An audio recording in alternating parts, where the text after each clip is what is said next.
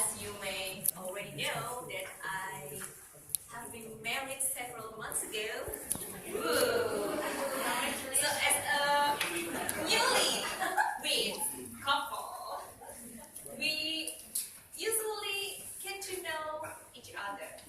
Well, for you who have met my husband, I call him Bruam, or Grizzly Bear. He is kind of a compassionate one, a loving partner, but somehow he's a silly one. Okay, I'll tell you how he got very silly.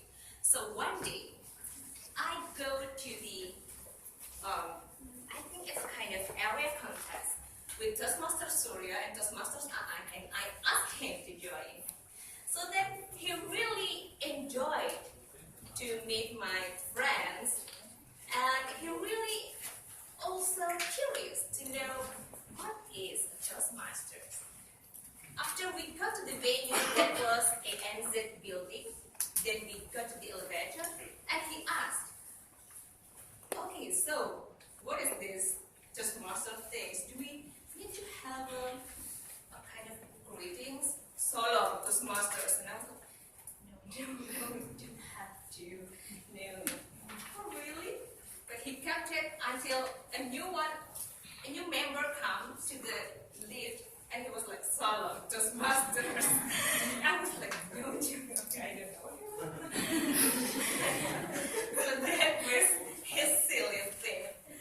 Then, besides being silly, he also had a characteristic that I really, really despise. That was a forgetful person or scatterbrain. He really was easy to forget things, like when he put in the key, when he put the scissors, and any other things.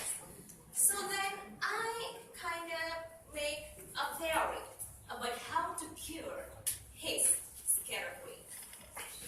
Then the rule number 1 is he should have a reminder. Well, at home it was me. Like I have to remind him all the time. Okay, but where is this? Okay, don't forget to put the keys right there and blah blah blah. But outside he had his gadget. So one day he did a running exercise.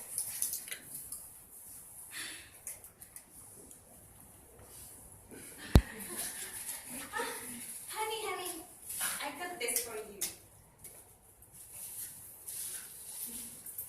What is this? A cake? Really? Wow, that's so kind of you. Yeah, of course I got it for you when I was kept running. Okay. Do you want some? No. I'm on a diet. Well, it's kind of got an obesity. So I was like, okay then, I'll eat it. But what is that on your face? Rice?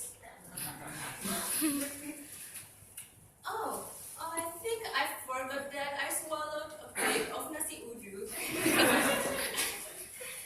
Okay then, that's how he just forget the rule number 1.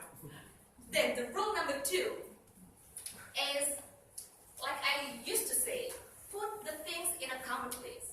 One day, he went to a store. Then he came back. I was sitting, and he was like, honey, can I make a confession? Okay, then what is it again? I knew that something had happened. And he was like, okay, so at the store, I was parked my motorcycle. Then I went to the store to buy something, but then I don't know if I parked it wrong, but the motorcycle fell. Then another motorcycle fell. Then the last motorcycle just dropped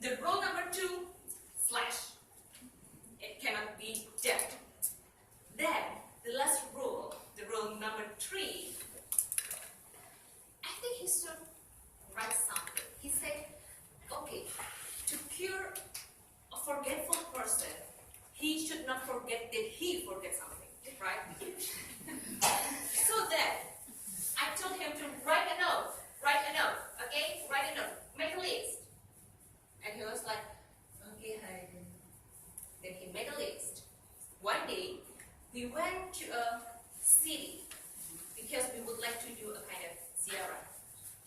He made a list, like we should buy flowers, then we should bring a kind of praying book, then we should also buy a cake because we have relatives up there also.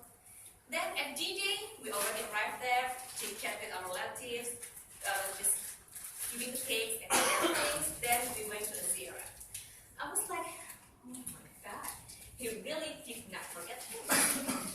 Then at the cemetery, he was like, okay, this is my grandpa and my grandma, and he was really kind to me. It was sad that he died when I was in college. I was like shedding tears. But someone told us and said, hey, Berwan, that's not your grandpa. That's another Mr. Surya Atmojo. Right there. Really right there. That's not your grandpa. I was okay then. So that's it. I think okay then. Maybe he should did more. And now he already did all of the three things, and he's starting to get better. Until one day when he came to the airport to go to the out of city, then he already made everything again, passport, wallet, and everything. But then, okay, he checked in, and he did the checklist again. Okay, all of this has been done. He's ready to go. He's happy. But suddenly he remembered,